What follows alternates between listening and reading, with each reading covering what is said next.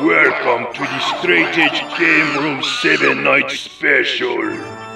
I would hope that you are not watching this spooky special by yourself, for you are about to embark on Semana del Chango!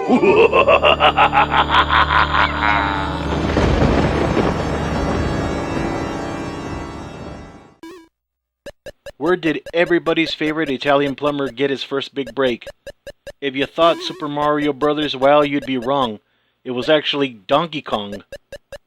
And at the time, he wasn't immediately known as Mario. His name was Jumpman. He also wasn't strictly a plumber. He was actually more of a handyman.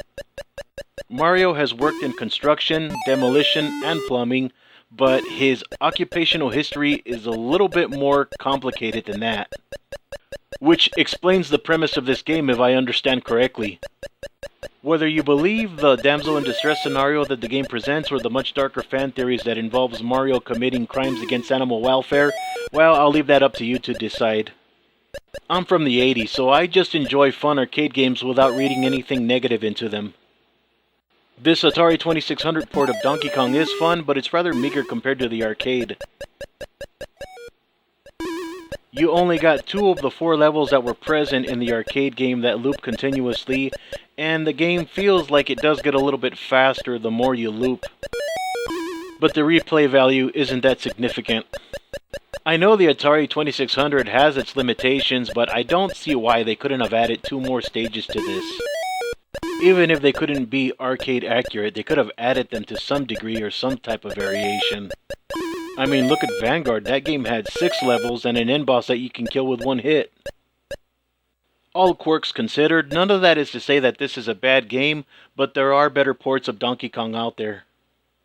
Donkey Kong doesn't even look like himself. He looks like a giant gingerbread man. Did you know that you indirectly control Donkey Kong in this game? He doesn't start pounding his chest in a tantrum until you start moving left or right. What I like about this game is that it's not terribly difficult to figure out and anybody can just pick it up and play it. I like how Mario looks like he's wearing red pajamas and the barrels look like chocolate chip cookies. The jumping and platforming is not as athletic as it is in later Mario titles. But the athletic endeavor of running on girders and jumping over stuff is more than I can say for myself. And if anybody's thinking about running across girders and jumping over barrels, I strongly advise against it. That would be as equally irresponsible as the milk crate challenge. We don't need to be putting ourselves in the hospital doing stupid crazy stuff like that.